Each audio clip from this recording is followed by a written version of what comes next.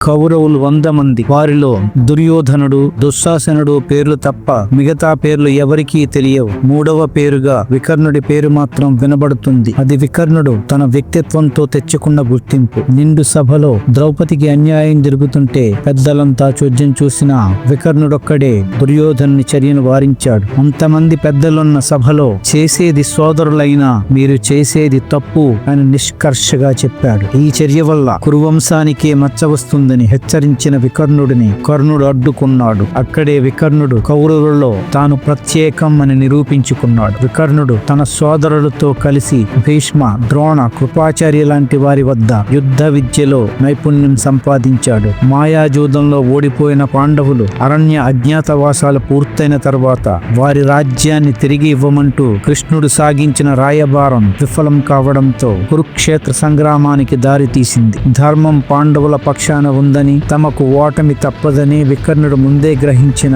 తన సోదరుడు దుర్యోధనుడిని అనుసరించడానికే సిద్ధపడ్డాడు. అలాగని నామమాత్రంగా యుద్ధం చేయలేదు. కురుక్షేత్ర మహాసంగ్రామం నడిచిన ప్రతిరోజు అతని ప్రతిభ మార్మోగుతూనే ఉంది. విలువిద్యలో కర్ణుని తరువాత ఎన్నదగిన యోధుడు వికర్ణుడు. అందుకే భగవద్గీత తొలి అధ్యాయం అర్జున విషాద యోగం 8వ శ్లోకంలో వికర్ణుని ప్రస్తావన వస్తుంది. భవాన్ భీష్మశ్చ కర్ణశ్చ కృపశ్చ సమితింజయ అశ్వత్థామ వికర్ణశ్చ సౌమదత్తిస్తదైవ చ అని ద్రోణాచార్యులతో దుర్యోధనుడు అంటాడు. ద్రోణాచార్యులు, భీష్ముడు, కర్ణుడు, కృపాచార్యుడు, అశ్వత్థామ, వికర్ణుడు లాంటి యోధులంతా తన పక్షాన ఉన్నారంటూ దుర్యోధనుడు గర్వంగా చెప్పుకుంటాడు. ఆ మహాయోధుల సరసన వికర్ణుని పేరు చేర్చడంతోనే వికర్ణుని గొప్పతనం తెలుస్తుంది. 14 రోజులలో అభిమన్యునితోనూ అర్జునుడితో కూడా యుద్ధం చేశాడు. కురుక్షేత్ర సంగ్రామం 14వ రోజున కర్ణుడిని రక్షించడానికి గాను తన తమ్ములతో కలిసి